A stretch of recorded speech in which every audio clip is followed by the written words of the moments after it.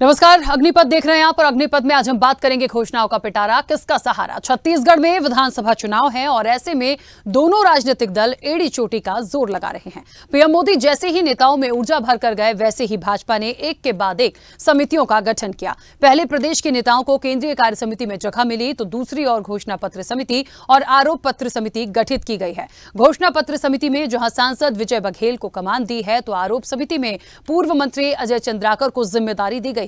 घोषणा पत्र में 30 सदस्यीय टीम है, तो आरोप पत्र में अजय चंद्राकर के साथ प्रेम प्रकाश पांडे और ओपी चौधरी को जगह मिली है। भाजपा जल्द ही राज्य स्तर पर आरोप जारी करने के बाद जिलों में सरकार की विफलता बताने के लिए पत्रकार वार्ता आयोजित करेगी और जो भी आरोप लगाएगी उसके प्रमाण भी प्रस्तुत करेगी।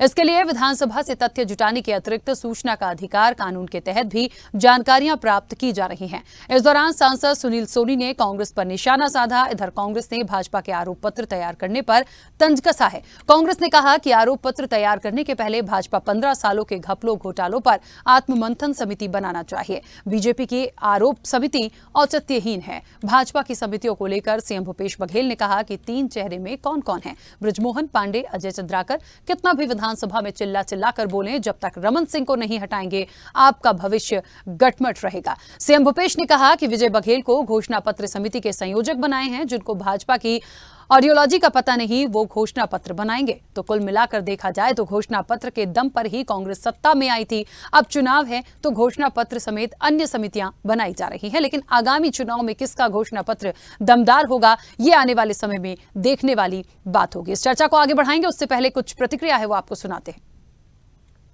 जी और हमारे राम विचार नेतान जी, अमर अग्रवाल जी, शिवरतन शर्मा जी, इन सब के नेतृत्व में 31 लोगों की और ये सभी वर्ग के जो लोग हैं और जिम्मेदार लोग हैं, ये अच्छा घोषणा पत्र बनाएंगे।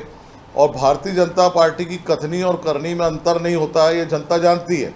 और कांग्रेस के घोषणा पत्र को देखा है कि 36 घोषणा पत्र में एक भी वादा पूरा नहीं करना, केवल भ्रम फैलाना और गंगा जल हाथ में लेकर जो वादे किए थे उसके विपरीत जो है वो जाकर जो है वो सरकार को चलाने का काम किया है। अभी कैसे बताऊंगा कि आरोप को मैंने यदि जाहिर कर दिया तो फिर आरोप पत्र का मतलब क्या होगा? तो विस्फोट होगा। आरोपी आरोप हैं, उसके तथ्य जुटाना भर है, ये अपने पाप के बोझ से मरेंगे।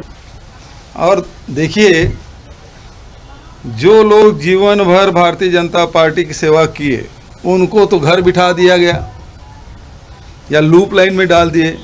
विजय बघेल जी जो कांग्रेस में थे, मेरे ब्लॉक कांग्रेस कमेटी का अध्यक्ष थे पाटन के, फिर वो निर्दलीय लड़े, फिर एनसीपी में विधानसभा चुनाव लड़े। अब वो भारतीय जनता पार्टी घोषणा पत्र बनाएंगे। तो जिसको भारतीय जनता पार्टी का आइडियोलॉजी पूरा मालूम नहीं, जिसको उन्होंने जिया नहीं है ना, वो घोषणा पत्र बनाएंगे। उनको तो आत्ममंथन समिति बनाना चाहिए कि पिछले 15 साल तक उनकी सरकार थी, उसके बाद जनता ने उनको एक दुर्गति क्यों कर दिया। ऐसे ही वीडियोस के लिए लाइक करें, शेयर करें, फॉलो करें। YouTube पर जाकर सब्सक्राइब कर बेल आइकन दबाना ना भूलें और ताजा अपडेट्स के लिए स्वदेशलाइव.com पर जरूर जाएं।